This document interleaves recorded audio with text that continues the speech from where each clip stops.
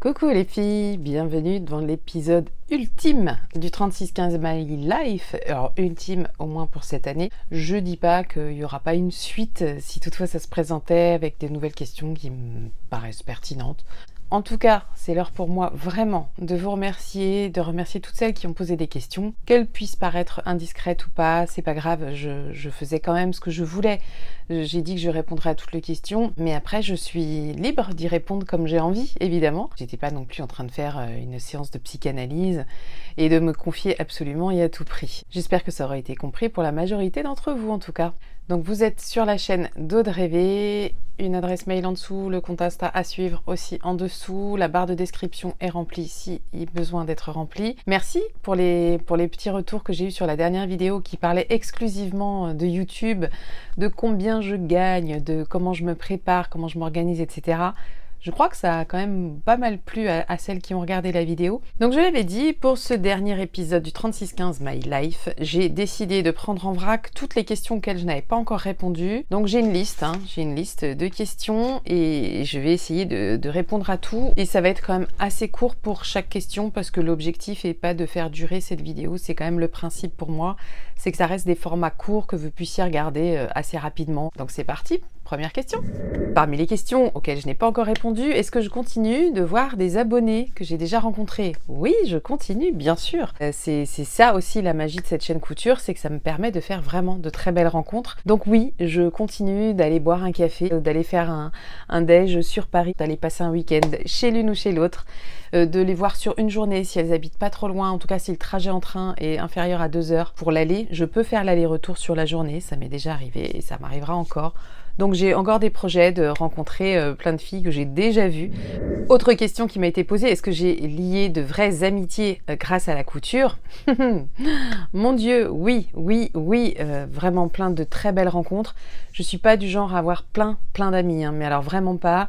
Moi, avant la couture, mes amis, ça se comptait sur les doigts d'une seule main, vraiment, et j'avais pas besoin de tous mes doigts. Avec la couture, ça s'est clairement élargi. Un lien différent de toute façon qu'on peut avoir avec une couturière qu'avec même mes très bonnes amies. Elles ne cousent pas. Donc comme elles ne cousent pas, ça nous fait déjà un sujet de discussion en moins par rapport à mes amies qui elles cousent.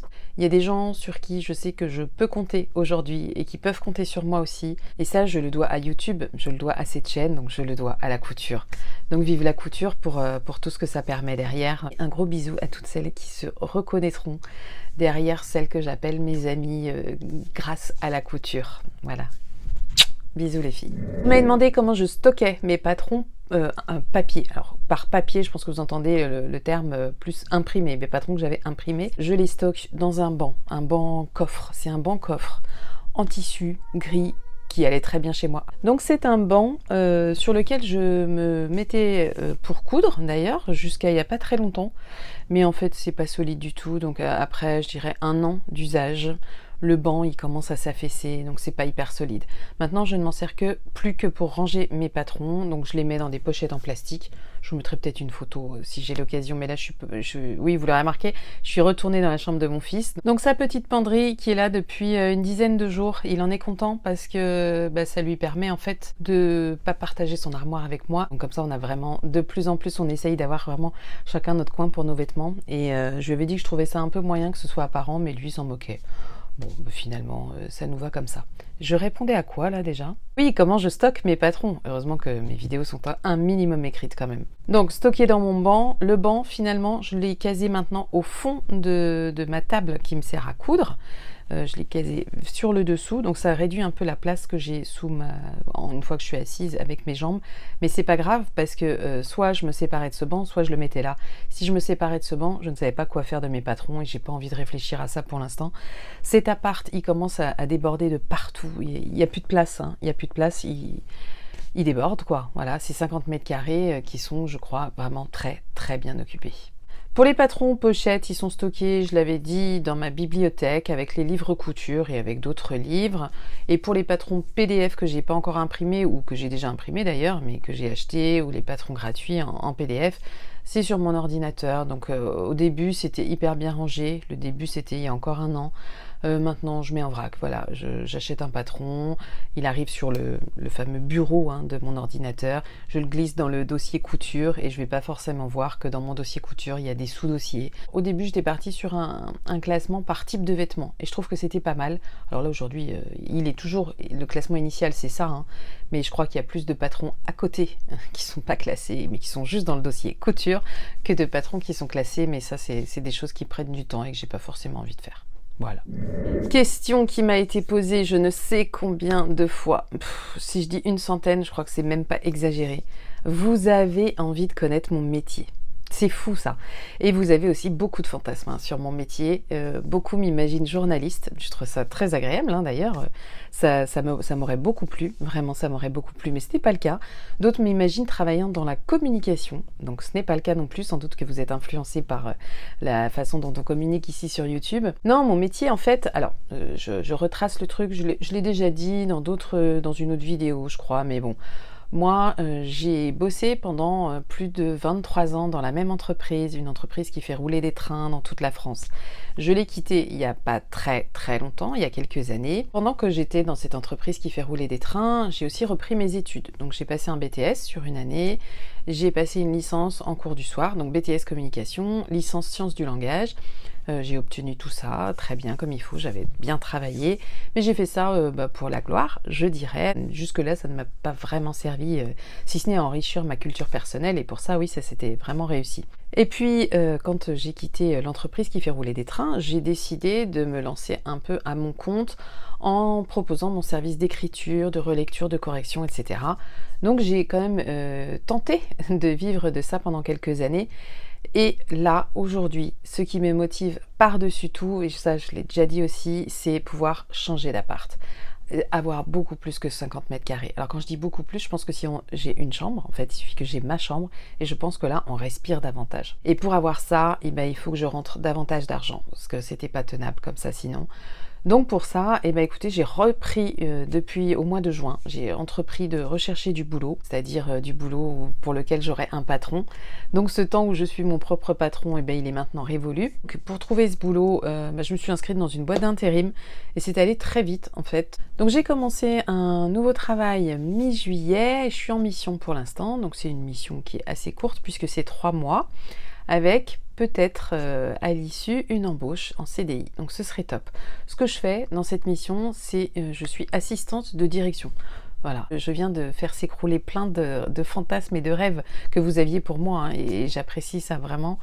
Non, je suis juste assistante de direction, je travaille en binôme avec une autre femme. On travaille pour une femme qui, elle, est directrice du service dans lequel je suis, et ça se passe très bien. Je suis contente de travailler pour cette femme-là, ça me plaît vachement.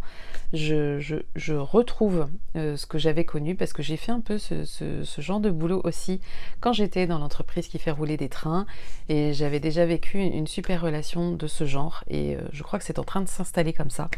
Et si ça pouvait durer, ça me ferait vraiment plaisir. Et si ça pouvait durer, alors oui, parce que alors moi, ce qui compte avant tout, je vais vous dire, c'est même pas tant les missions. Si, c'est évidemment, ça compte beaucoup, mais ce qui compte surtout pour moi, c'est l'ambiance que vous pouvez avoir au boulot. Et si vous avez une ambiance nauséabonde, si vous avez une ambiance de critique, de mesquinerie, de bassesse, je fuis, et on ne me retient pas. C'est-à-dire que quand vous avez un boulot comme ça, vous y passez 8 heures de vos journées. Donc si on fait le calcul sur une semaine, c'est beaucoup. Sur une année, n'y pensons pas. Plus les temps de trajet, puisque là forcément je suis sur Paris. Donc il faut que je m'y sente bien. Il faut vraiment que je m'y sente bien. Jusque-là, c'est le cas. Donc j'ai très envie de rester. J'espère que ce sera possible. Donc si je devais être prolongée et être en CDI, je vous le dirai. Ça voudra dire aussi que je vais sérieusement, dans ce cas-là, pouvoir réfléchir à changer d'appart. Je l'ai dit, 1 heure de trajet pour moi. Mais alors, en revanche, ça va me permettre de répondre à une des autres questions que vous m'avez posées, c'est est-ce que je lis dans ma vie? Est-ce que j'ai le temps de lire? Et alors oui, je lisais déjà avant, je me suis jamais arrêtée de lire, même si je lisais beaucoup moins. Mais là, depuis que j'ai repris ce boulot, depuis que j'ai 1 heure de trajet matin, 1 heure de trajet soir, j'ai vraiment repris un rythme hyper régulier en lecture, à raison de 1 ou 2 livres par semaine. 2 livres si c'est des poches de 150-200 pages, et 1 si c'est du 300 pages, là c'est plus sur une semaine. Et ça fait un bien fou de lire. j'essaye de lire des choses un peu différentes, mais alors surtout j'essaye d'aller piocher des livres pas chers. Franchement, c'est encore un loisir qui, si on veut un livre neuf, n'est quand même, il me semble, encore pas accessible à tout le monde. Donc j'ai quand même dans l'idée d'aller surtout vers de l'occasion. Donc j'ai déjà commencé, j'ai fait une commande groupée de 6 ou 7 livres. Sur les 6, je crois que c'était 6, et sur les 6, déjà il y en a 2 qui m'ont pas plu du tout, donc très déçue. Et demain, alors nous sommes samedi, je tourne cette vidéo, nous sommes samedi, et demain dimanche il y a une brocante à côté de chez moi, donc je vais faire que ça dans la brocante. Je vais aller chercher des livres de poche, trouver des livres, parce que c'est ce dont j'ai besoin, et c'est ça que j'adore dans une brocante. Je sais pas si vous êtes pareil, mais c'est quand vous savez ce que vous cherchez, parce que si vous cherchez rien, en fait vous regardez et vous passez votre chemin.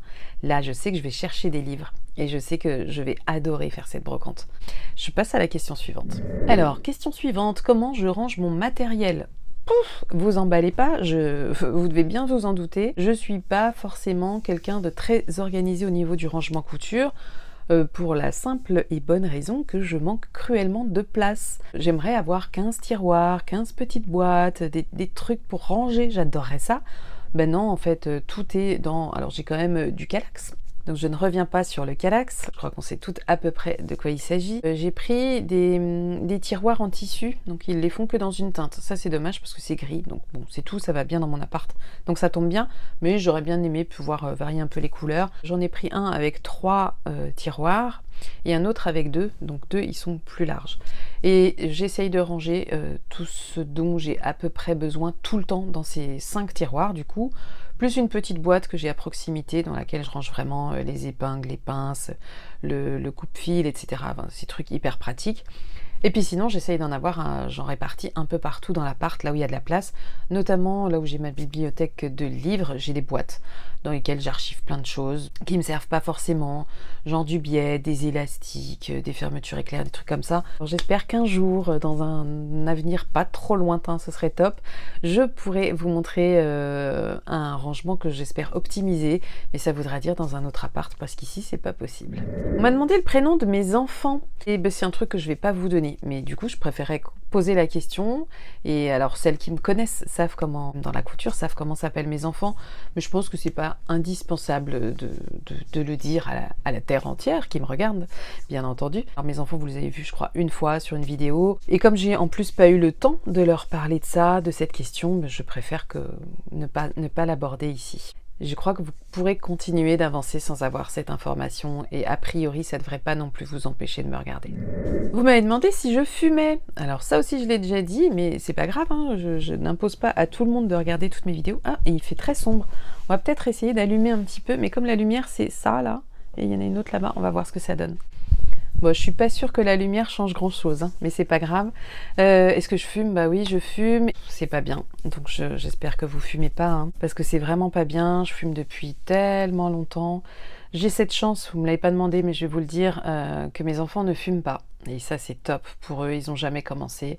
À l'âge qu'ils ont, 19 bientôt et 24 bientôt, ne pas avoir fumé, c'est quand même bien. Ils sont quand même très critiques avec ça, avec l'alcool aussi, avec les drogues. Ils ont une vie beaucoup plus saine que leur maman, il n'y a pas à dire. J'ai envie d'arrêter. J'avais dit que ça ferait sûrement l'objet d'une vidéo sur ma chaîne Les Dessous d'Aude Rêvée. Donc à suivre pour savoir si un jour j'arrête de fumer, comment j'arrête de fumer et si j'arrive à arrêter de fumer. Vous m'avez demandé si en regardant les pubs en entier, c'était plus rentable pour moi. Alors au moment où je réponds à cette question, je n'ai pas vraiment d'informations très claires. Je ferai une incruste si nécessaire, si j'arrive à trouver des infos. Mais je dirais là comme ça, en n'ayant pas vraiment creusé le sujet, que oui, mais je vous donne là juste le fruit de mon imagination, ça suffit pas, c'est pas une réponse très étoffée. Donc je me suis dit que je ferais une incruste pour celle-ci, mais je voulais quand même la poser là pour avoir matière à faire mon incruste maintenant. Bon, j'ai pas trouvé de réponse très explicite sur le sujet, j'aurais vraiment bien voulu, mais en fait en tapant la question sur Google, comme vous me l'avez posée et même comme je peux me la poser, j'ai pas trouvé la réponse sur la publicité, la durée. Regardez, est-ce que ça induit plus de revenus ou pas? J'en ai pas la certitude.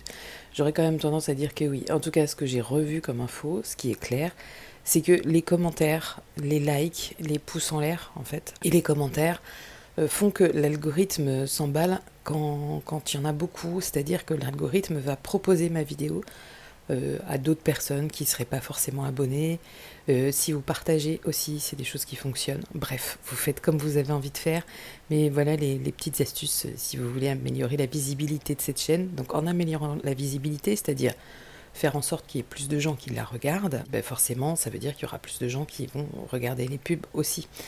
Plus ou moins longtemps d'ailleurs. Vous êtes plusieurs à me dire, je suis désolée, moi j'ai pris l'habitude de couper les pubs après les 5 ou 10 secondes obligatoires. Les filles, c'est pas très grave parce que en fait je fais pareil moi avec les vidéos que je regarde. J'ai pas le temps quand je me mets devant une vidéo, souvent je choisis des formats courts, donc c'est pour ça que j'encourage les vlogs. Pour ça c'est top parce que c'est souvent des formats courts. Là par exemple il est très tôt le matin, mais en buvant mon café et en fumant ma clope, j'ai regardé le vlog de Sophie Denis. Ça m'a fait passer un quart d'heure. Il y a eu 3 pubs je crois, et pour les 3 pubs j'ai regardé les 5 secondes obligatoires, sauf sur une où je me suis fait mon café en même temps et du coup je l'ai laissé passer. Mais voilà, c'est pas une obligation de regarder les pubs, absolument. Chacune fait comme elle peut, comme elle veut. Enfin voilà, c'est comme d'hab quoi. Allez, la suite. Vous m'avez demandé si je portais de temps en temps des vêtements sophistiqués, que je les ai cousus ou pas. Je comprends parfaitement cette question parce que vous me voyez toujours un peu cool, à l'aise. Et je suis aussi comme ça pour aller bosser. Ce qui compte avant tout, c'est que le vêtement soit confortable. Alors, je veux me sentir bien dedans, dans le sens où quand je me regarde dans le miroir, je me dis « ouais, t'es pas mal comme ça ». Donc ça, c'est hyper important. Mais je veux aussi être à l'aise, ne pas être dérangée, ne pas penser à ce truc qui gratte, à ce truc qui colle, à ce truc qui bouge. Quand je porte un vêtement, ça c'est vraiment un truc, c'est rédhibitoire. Donc sophistiqué, c'est vraiment très très rare dans ma garde-robe. Le truc le plus sophistiqué que je porte là ces temps-ci, c'est vraiment la robe que je vous avais montrée, que j'avais portée pour le mariage de mon neveu. C'est ça le truc le plus sophistiqué que j'ai porté ces derniers temps. Et je la trouve sophistiquée parce que c'est quand même une robe avec col chemise, et puis vous avez une ceinture, vous avez plein de petits boutons. Voilà, il y a des petites finitions comme ça qui changent un peu de ce que je porte habituellement. Donc ça pour moi c'est déjà sophistiqué. Par contre il y a des trucs qui peuvent paraître sophistiqués que j'adore porter, comme un blazer. Mais je sais pas si je vais m'en coudre un. Je pense que là en ce moment j'ai très envie de me trouver un blazer long qui va arriver à mi-cuisse. Donc ça je pense que je vais chercher sur internet. Internet est mon meilleur ami dans ces cas-là. Je vais vraiment cibler ma recherche. Si je vais en ville, comme on dit, faire les magasins, je vais devoir me taper je sais pas combien de boutiques, je pense, avant de trouver, ou même peut-être de ne pas trouver ce blazer. Alors essayer, c'est le truc qui me manquera sur le internet, ça c'est sûr, je pourrais pas. Mais je vais commander dans une boutique internet sur laquelle je pourrai renvoyer les choses si elles ne me vont pas. Ça c'est vraiment important. Donc je ne suis pas encore fixée, mais je suis à la recherche d'un blazer long. Et dans le dernier 3615, vous me demandiez justement si j'achetais encore des vêtements du commerce. Et je disais oui, à condition d'avoir une raison précise. Et là j'en ai une et j'adore avoir une raison précise. C'est comme pour demain la brocante, j'adore savoir que je vais à la brocante chercher des livres. Là j'adore savoir que je vais pouvoir aller devoir, parce que là attention, ça devient très important. Là, on passe d'une envie à un besoin. Je viens de transformer cette envie de porter un blazer en un besoin impératif de l'avoir. Et je pense qu'on fait tout un peu comme ça. Une fois qu'on a un truc en tête, il faut passer à autre chose. Et pour passer à autre chose, il faut qu'on puisse répondre à ça. Vous m'avez demandé comment je conciliais le boulot, YouTube, la famille, ma vie, quoi, et la couture. Je concilie tout ça très facilement, d'autant plus que là, pour ce qui est de la couture, je couds quand même assez peu. Aujourd'hui, j'ai démarré un pantalon Fez. Je sais jamais de quelle marque il est ce Fez, si c'est LMV ou Fibre Mood, je n'en sais rien, je ne sais plus. À chaque fois qu'il faut que j'aille regarder mon truc. Et je vais le faire noir. J'ai envie d'un truc classique noir parce qu'il me manque un pantalon de ce genre en noir et je trouve que c'est quand même assez facile à porter. Donc ça me faisait envie, et ça c'est vraiment le genre de truc que je ne vais pas aller acheter en boutique parce que je sais que j'ai le modèle que je veux, qui me va et que je peux faire. Et puis j'avais un tissu noir qui est un genre de gabardine assez fluide. Je sais pas si c'est gabardine, il y a un truc qui me vient en tête, c'est ça finit par tonne. Burlington, c'est peut-être ça, Burlington. J'ai un genre de tissu comme ça en tout cas, qui fera, je l'espère, très joli. J'ai découpé mon tissu ce matin, j'ai surjeté toutes mes pièces cet après-midi. J'ai commencé à assembler les jambes et là j'en suis à l'étape de la ceinture et j'avais plus envie, donc je me suis dit je me garde ça pour demain. Et je ferai ça demain, et peut-être que si mon pantalon est prêt demain, et je le porterai lundi. Quoique lundi, je crois qu'il va faire chaud, donc je vais peut-être aller plutôt vers quelque chose de plus léger. Bref, pourquoi je dis ça? Oui, parce que vous me demandez comment je conciliais tout ça. La vie couture, la vie de famille, la vie pro, etc.